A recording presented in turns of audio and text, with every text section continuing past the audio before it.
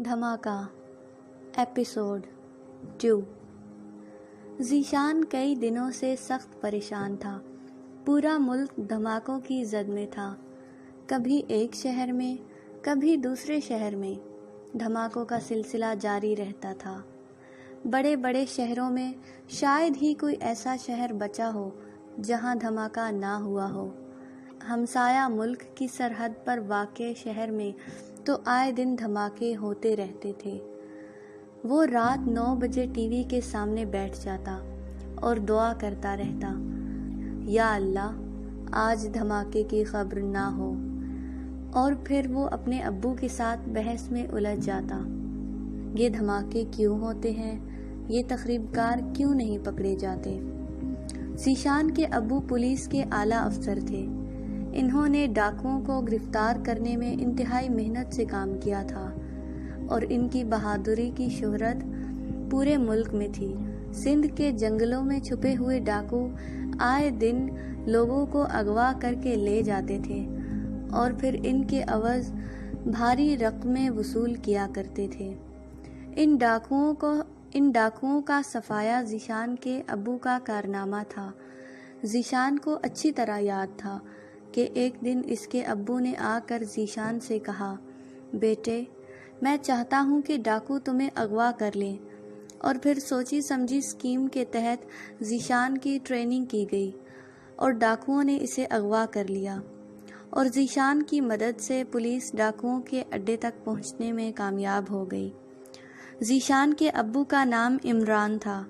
وہ حال ہی میں ٹرانسفر ہو کر دارالحکومت پہنچے تھے اور یہاں وہ پولیس اکیڈمی کے سینئر انسپکٹر کے طور پر تعینات ہوئے تھے۔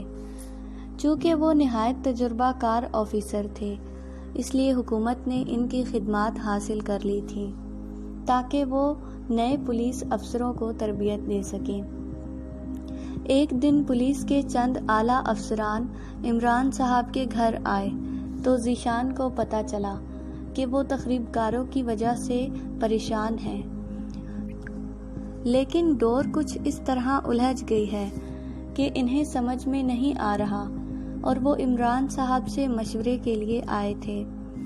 انہوں نے چند تخریب کاروں کو پکڑ رکھا تھا، لیکن ادھر ادھر سے سفارشیں آ رہی تھیں کہ یہ تخریب کار نہیں ہیں، معززین عمائدین ہیں اور انہیں چھوڑ دیا جائے۔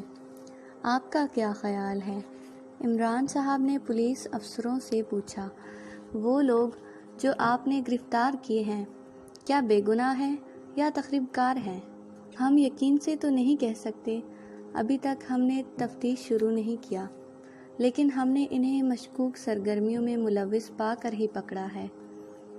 بات یہی ہے، عمران صاحب نے کہا، ہم کسی بھی گرفتاری کے بعد سفارش اور ٹیلی فون کا انتظار کرنے لگتے ہیں، اور جو دیر ہو جاتی ہے انصاف میں بھی تاخیر ہو جاتی ہے۔ گرفتاری کے بعد پہلا کام تفتیش ہونا چاہیے تاکہ فوری طور پر پتہ لگ سکے کہ ہم سے کوئی غلطی نہ ہو گئی ہو، اور خدا نخواستہ اگر غلطی ہو گئی ہو تو اس بے گناہ کو فوری طور پر چھوڑ دیا جانا چاہیے۔ اسے زیادہ دیر ہمارے پاس نہیں رہنا چاہیے، اور پھر دیر ہونے سے سفارشیں، پرچیاں، ٹیلی فون ہماری راہ میں ایک رکاوٹ بنتے ہیں، اور پھر کسی کو بھی گرفتار کرنے سے پہلے ہمیں تمام ثبوت اپنے ہاتھ میں رکھنے چاہیے تاکہ ہم کسی سفارش کے آگے کچھ تو ٹھہر سکیں۔